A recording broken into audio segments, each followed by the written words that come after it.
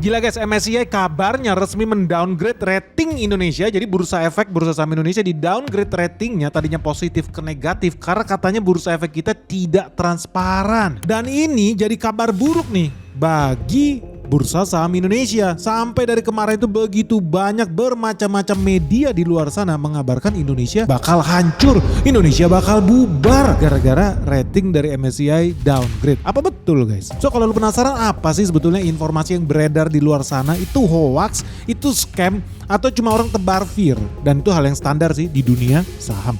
So kalau lu penasaran apa sih yang sebenarnya terjadi, lu jangan skip video ini. Let's check this out.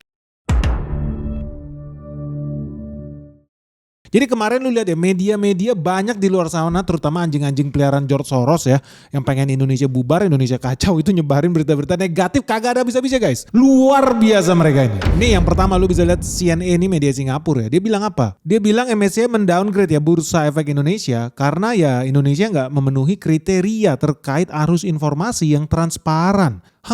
Itu kata media CNN Singapura. Terus apa lagi? Ada Tempe Bacem bilang apa? Apakah MSCI bakal mendowngrade Indonesia ke frontier market? Apa ini maksudnya guys? Bukan cuma di situ, ada lagi nih bisnis Indonesia. Dia bilang apa? Ada resiko di balik downgrade MSCI. Downgrade apa sih? Resiko apa sih maksudnya? Terus kenapa dia juga bilang investor asing bisa menjauhi pasar modal Republik Indonesia gara-gara pengumuman MSCI nih guys? Ini menurut gue banyak yang ngaco sebetulnya. Kenapa ngaco? Ya karena orang-orang jadi panik. Ujung-ujungnya apa? Netizen-netizen yang mayoritas kagak ada otak. Lu lihat komentarnya juga sama parahnya apa? Si Daniah, dia bilang apa? Menuju Indonesia gelap dan bangkrut. Disambut lagi sama Rob Z.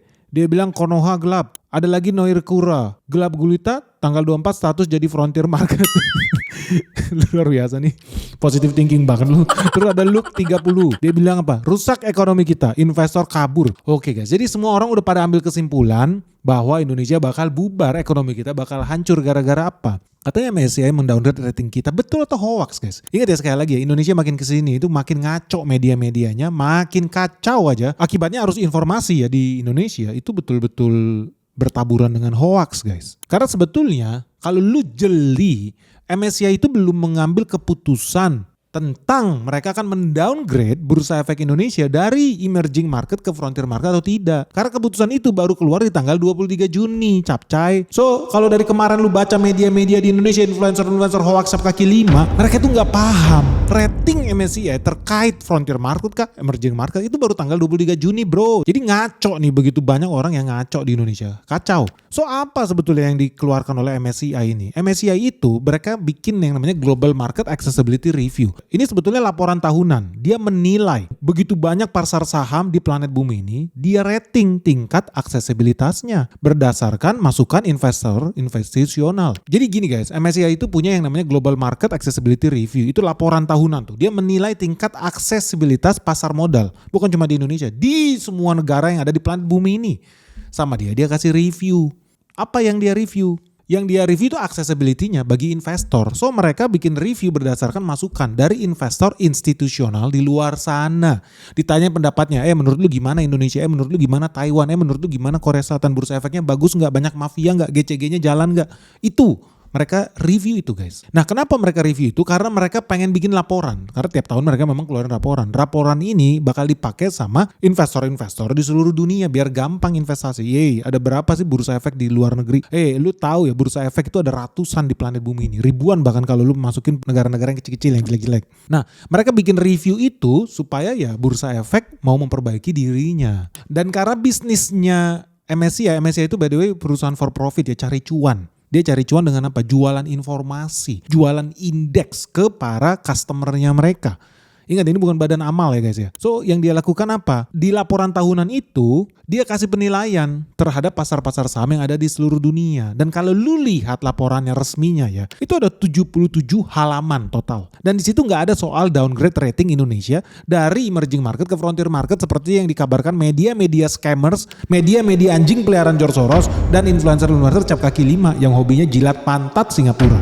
Nggak ada hubungannya guys, kagak ada sama sekali. Kalau lu baca 77 lembar itu nggak ada. Yang ada apa? Dia update. Di situ dia update tentang akses pasar, bursa saham di masing-masing kelas yang ada. Jadi banyak negara yang direview. Masing-masing kelas apa? Developed market, emerging market, frontier market, bahkan sampai standalone market juga, market-market yang nggak penting kayak daerah-daerah di Afrika, Zimbabwe dan lain sebagainya.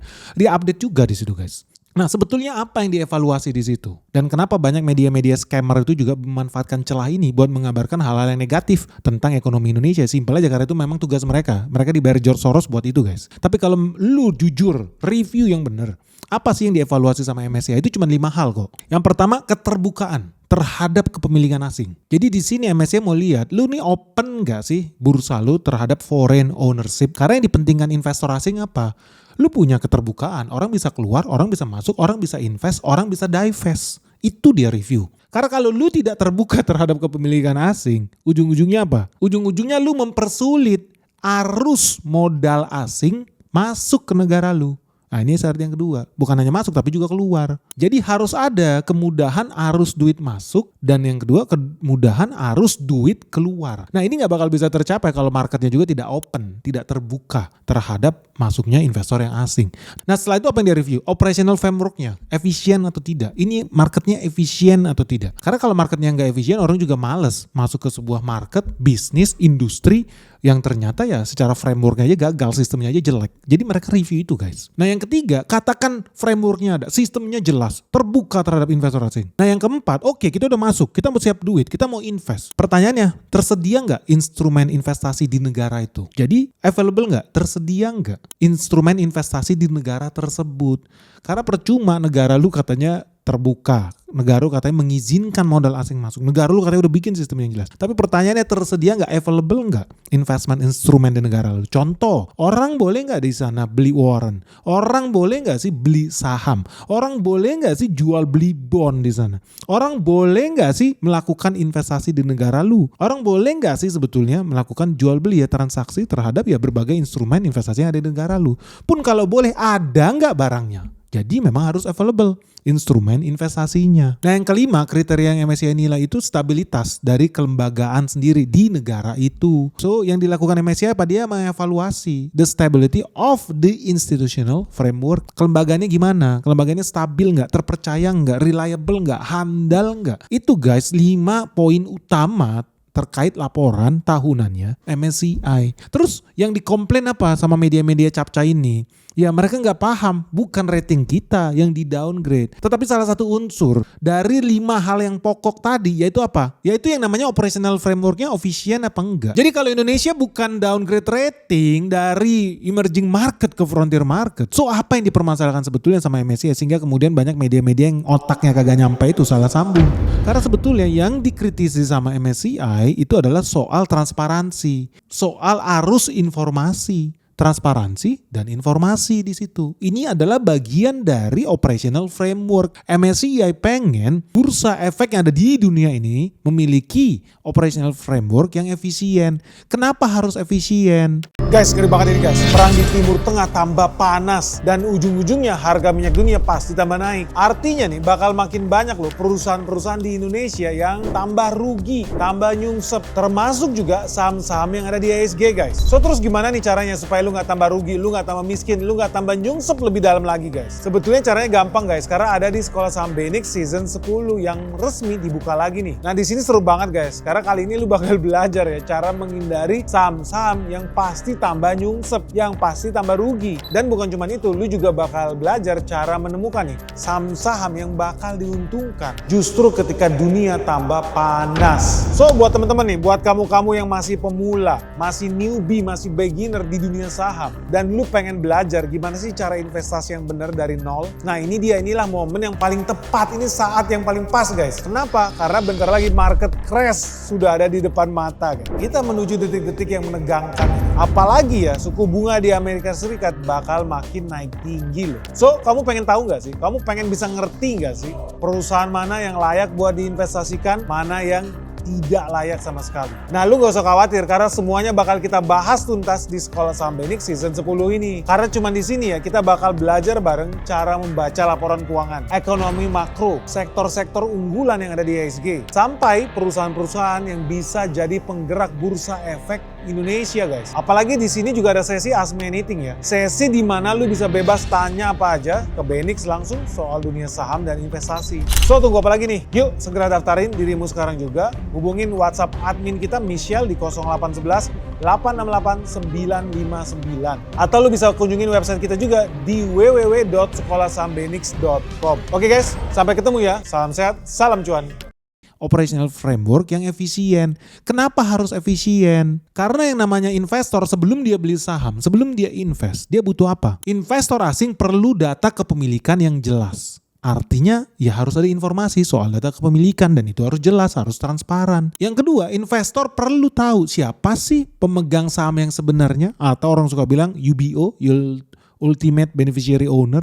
Siapa sebetulnya yang punya? Siapa sebetulnya yang kontrol? Kenapa itu perlu guys? Supaya mereka bisa menghitung berapa free float yang nyata, yang real, yang tersedia buat diakuisisi sama mereka saham itu. Karena kalau free floatnya nggak ada, ownershipnya nggak jelas, informasi pasarnya tidak transparan, apa yang terjadi? Artinya proses yang namanya price discovery itu terganggu. Market yang hari ini kita lihat harganya itu tidak nyata. Itu fata morgana guys. Seperti yang gue berulang kali bilang sama salah satu saham di Bursa Efek Indonesia dari 2 tahun yang lalu. Itu fata morgana, harga saham dia tidak seharusnya nilainya bisa sampai puluhan ribu. Realnya harusnya di bawah 3.000 bro. Itu fata morgana, tapi cuma sedikit orang yang ngeh soal itu. Dan ini penting guys, karena kalau MSCI menilai ya informasi tentang kepemilikan saham di Indonesia itu sulit diakses atau nggak transparan, maka Indonesia ini bisa dianggap mengurangi yang namanya market accessibility. Ujung-ujungnya apa? Mempersulit visibility, accessibility dari investor asing di luar sana yang kebelet pengen invest di Indonesia. Jadi di sini MSCI itu tidak bilang, oh Indonesia membatasi kepemilikan asing, no, nggak ada. Oh Indonesia di downgrade dari emerging market ke frontier market, nggak ada. Tapi yang ada apa? MSCI menilai investor itu masih sulit mendapatkan informasi yang reliable, informasi yang transparan terkait kepemilikan saham yang ada di Indonesia. Itu maksudnya. Artinya investor susah untuk mengevaluasi nilai pasar, nilai saham yang sebenarnya di market Indonesia itu berapa guys. Susah diukur kedalamannya. Jadi kalau masuk jurang gak bisa terukur. Ataupun kalau to the moon juga gak keukur guys. Jadi yang di downgrade sama MSCI itu bukan keseluruhan skor bursa efek kita dari frontier market atau dari emerging market. No, enggak. Bukan. Yang di downgrade sama MSCI itu cuma satu bagian yang namanya information flow atau kriteria transparansi terhadap informasi itu. Jadi arus informasi di Bursa Efek Indonesia, information flow, transparency flow, pokoknya intinya berhubungan dengan keterbukaan informasi lah. Zaman dulu itu positif. Sekarang jadi negatif. Nah kalau gitu tuh kabar buruk dong. Indonesia bakal bubar dong. Indonesia gelap dong. Seperti yang dibilang sama Gigin, Krisma. Investor mulai pada kabur kata dia. Netizen ada lagi Robi. Konoha gelap. Ada lagi Theo. Hasilnya jelas sekali. Tidak ada transparansi. Pasar kalau tidak transparansi itu seperti main judi. Gelap buta. Aduh banyak kali lebar. Dani apalagi lu ngomong nih. Menuju Indonesia gelap dan bangkrut. Oke menurut si Dani. Lu aja kali yang gelap dan bangkrut. Lu bilang apa? Rusak ekonomi kita, investor kabur. Ya apa betul guys seperti yang dibilang netizen ini. Intinya samalah apa kata netizen, apa kata media, diulang-ulang lagi aja. Ujung-ujungnya apa? Bursa efek kita ya hari ini minus, anjlok, jatuh, turun 1% lebih guys. Karena orang ketakutan MSCI bakal downgrade market Indonesia. Terus sebetulnya apa masalah kalau Indonesia downgrade ke frontier market? Karena ya menurut Goldman Sachs ya, kalau seandainya Indonesia anjlok dari emerging market ke frontier market, itu bakal ada capital outflow nilainya sekitar 7,8 billion dollar. Itu setara 139 triliun rupiah. Itu menurut gue salah. Itu mah kekecilan si Goldman Sachs. Memang dia gak bisa ngitung. Tapi bukan itu yang mau kita bahas guys. Walaupun memang faktanya belum di downgrade ke frontier market aja. Sejak pengumuman MSCI kabarnya bakal downgrade rating, Indonesia itu udah hancur lebur. Jadi sejak pengumuman MSCI dikabarkan, digosipkan mau downgrade rating Indonesia, IHSG itu sudah turun hampir 30%. Akibatnya outflow asing itu makin besar. Sejak 1 Januari 2026 sampai 22 Juni 2026, outflow asing sudah mencapai 82 triliun. Berarti masih jauh ya dari targetnya Goldman Sachs yang 139 triliun. Yang menurut Benix pun itu kekecilan karena Goldman Sachs nggak ngerti cara ngitungnya. But anyway, Hari ini kita nggak mau bahas itu, kita nggak mau bahas soal media-media bodoh di luar sana yang kagak ngerti apa maksudnya si MSCI. Dan apa betul kata netizen Indonesia bahwa Indonesia on the way bangkrut, on the way gelap, dan Indonesia menuju frontier market seperti kata media-media anjing peliharaan George Soros. Apa betul? Ya sekali lagi guys, lu bisa buka 77 halaman itu. Kagak ada soal Indonesia downgrade ke frontier market seperti keinginan anjing-anjing peliharaan George Soros. Kenapa? Karena kalau kita lihat jujur laporan tahunannya MSCI, kriteria pasar Indonesia, rating positif pasar Indonesia, itu ternyata Indonesia salah satu yang terbaik guys di emerging market di Asia ini, di planet bumi ini guys. So kita bikin review jujur aja guys, laporan MSCI ini resmi ya, lu bisa lihat di layar kaca ya. Cina nih, Cina 26. Cina 26 ini isinya bursa efek atau saham-saham bukan cuma yang ada di Shenzhen atau Shanghai, tapi juga ada yang di Hong Kong, dan pokoknya semua saham Asia, saham-saham Cina dalam arti umum nih. Itu kalau lu lihat itu nilainya positifnya banyak banget nih. Dari segi capital flow mereka plusnya 2, equal rights plusnya 2, ruangan buat investor asing mereka ada 2, foreign ownership kepemilikan asing dibatasi namanya juga Cina jadi minus 1. Lu bisa baca sendiri lah. Kita baca sampai ke paling bawah ada kemudahan buat trading plusnya 2, kemudahan buat registry, custody, clearing, information flow itu semua positif. Anyway kalau lu lihat China 2026 itu dia positifnya itu ada 3, yang positifnya 1, positifnya yang double itu ada 14. Indonesia positifnya yang 2 cuman 10 kalah sama Cina. Yang positifnya 1 itu ada 6 menang dibandingkan Cina. So kalau dibilang ya Indonesia kagak parah-parah amat sebetulnya dibandingkan Cina. Kenapa? Karena kalau lu lihat negara lain, Indonesia itu positifnya di total itu ada 16 guys. Negatifnya nilainya 2 dari segala jenis kriteria yang dimiliki oleh MSCI. Kalau lu bandingkan dengan India misalkan. India itu positifnya cuma 11, negatifnya ada 7. Artinya bursa efek Indonesia itu jauh lebih bagus dibandingkan bursa efek India. Kebetulan gue baru pulang dari India, so gue bisa bilang memang bursa efek mereka itu capcay guys. Dan banyak investor di India sendiri tidak percaya dengan bursa efeknya karena udah berulang kali oligarki di Indonesia hobinya apa? Ngadalin investor India terang-terangan. Bahkan sampai investor Amerika aja dikadalin sama mereka, dan peristiwa ini sangat-sangat terkenal. Ada begitu banyak investor Amerika yang kena tipu gara-gara investasi di India guys. So gak usah heran kalau bursa efek India itu nilainya jauh lebih hancur dibandingkan bursa efek Indonesia. Nah kalau lu bandingkan dengan Korea guys, lu bisa lihat juga di layar kaca lah. Positifnya mereka itu cuma 13. Jauh lebih bener Indonesia, positifnya ada 16. Negatifnya Indonesia cuma 2. Nilai negatifnya bursa efek Korea itu ada 5. Ya wajar aja, sama juga mereka negara yang dikuasai oleh chaebol, oligarki-oligarki yang korup, yang hobi nyogok pemerintahan. Dan akibatnya kalau lu bilang bursa efek di Indonesia cap kaki 5, lu bisa bilang bursa efek di Korea sama juga, hancur juga guys. Bahkan lebih parah kalau lihat berdasarkan kriteria yang ada ya. Sama juga Filipina, jauh di bawah kita. Filipina itu positifnya cuma ada 13 guys. Indonesia ada 16. Jadi Filipina jauh lah sama kita. Taiwan, Republik Rakyat Taiwan nih, positifnya cuma 15, di bawah Indonesia yang 16. Thailand gimana nih, negara sawadikap ya, negara sawadikap yang hobinya demonstrasi terus sepanjang tahun, gonta-ganti perdana menteri kalau bisa 5 tahun, ganti 5 kali perdana menterinya di sana. Lu lihat nilai positifnya juga cuma 15, di bawah Indonesia yang 16. Nilai negatifnya lebih banyak Thailand, negatifnya ada 3, Indonesia itu 2. So dari sini lu bisa bilang Indonesia ya much better dibanding dia. Dan harus pikir juga kalau Indonesia di downgrade dari emerging market ke frontier market harus ada pengganti. Penggantinya siapa? Most likely bukan Burkina Faso, bukan juga Kazakhstan dan Afghanistan, kagak bro. Most likely kandidat terkuat buat menggantikan Indonesia kalau kita di drop dari emerging market ke frontier market, MSCI itu harus cari negara pengganti guys. Siapa kandidat terkuat? Vietnam. Nah lu lihat nih, ini gue berdasarkan fakta. Lu lihat di layar kaca, nilainya negara Vietnam, nilai positifnya cuma 10 bro. Indonesia ada 16. Artinya jauh lebih besar Indonesia dibandingkan Vietnam. Nilai negatifnya Indonesia cuma 2. Vietnam ada 8. Jadi masih begitu banyak PR yang harus diselesaikan sama Vietnam supaya bursa dia bisa dipercaya. Detik ini yang percaya dengan bursa efek Vietnam cuma orang Cina, karena orang Cina banyak investasi di sana.